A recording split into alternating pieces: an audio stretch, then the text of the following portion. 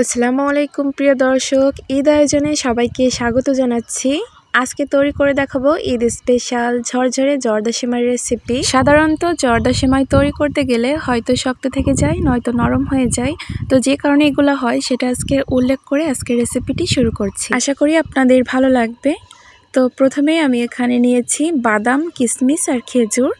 তো খেজুরটা চিকন করে কেটে নিয়েছি। এখন এগুলো ভালোভাবে ভেজে নিচ্ছি। আমি এখানে মাত্র 3টি উপকরণ নিয়েছি। আপনারা চাইলে কিন্তু আরও কিছু উপকরণ অ্যাড করতে পারেন, বিভিন্ন ধরনের বাদাম অ্যাড করতে পারেন। তো এগুলো ভাজা হয়ে গেলে আমি উঠিয়ে নিচ্ছি।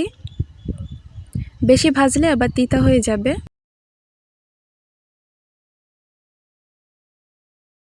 উঠানো হয়ে গেলে আমি এর ভিতরে অ্যাড করে দিচ্ছি 1 চামচ ঘি। তেলের সাথে আমি ঘিটা মিক্স করে দিয়েছি। তো আপনারা চাইলে কিন্তু পুরোটাই ঘি দিয়েও করতে পারেন, কোনো সমস্যা নেই। তো এরপর আমি এখানে সিমাই অ্যাড করে দিচ্ছি। সিমাইটা এখন ভেজে নিতে হবে একদম লো আছে।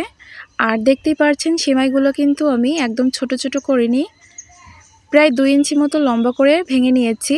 আর এখানে আমি সাদা সিমাইটা নিয়েছি। আপনারা চাইলে কিন্তু যে লাল সিমাইটা পাওয়া যায় সেটাও নিতে পারেন। অনেকেই মনে করে যে সাদা সিমাই দিয়ে জর্দা সিমাই ভালো হয় না। আসলে তা না, সাদা সিমাই দিয়েও খুব সুন্দরভাবে জর্দা সিমাই তৈরি করা যায়।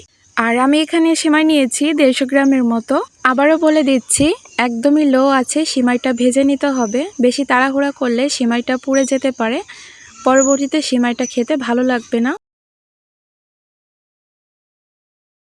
সিমাইটা যখন ভাজা হয়ে গিয়েছে ওই পর্যায়ে আমি এখানে অ্যাড করে দিচ্ছি ভেজে রাখা বাদাম, কিশমিশ আর খেজুর।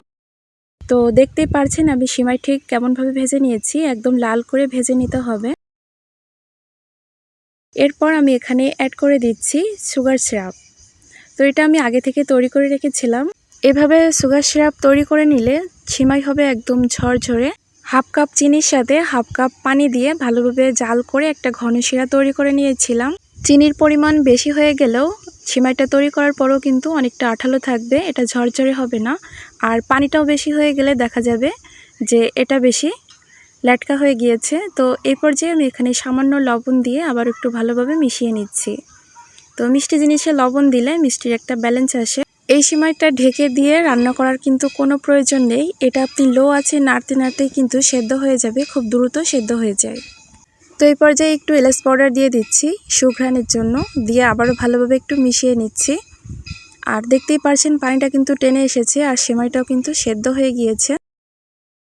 তো এই পর্যায়ে দেখে মনে হচ্ছে এটা অনেক নরম আছে। আসলে এটা নরম থাকবে না, এটা যখন নামানোর পর ঠান্ডা করা হবে তখন এমনিতে এটা ঝুরঝুরা হয়ে যাবে। বোঝার সুবিধার্থে আবারও আমি বলে দিচ্ছি, একদম শুরু থেকে শেষ পর্যন্ত চুলার জাল একদমই লোতে থাকবে। তা না হলে আমি এখানে যতটুকু পানি ব্যবহার করেছি, চুলার জাল যদি বাড়ানো থাকতো এটা নিমেষেই টেনে নিত। তো তখন কি হতো, সিমাইটা কিন্তু শক্ত থেকে যেত।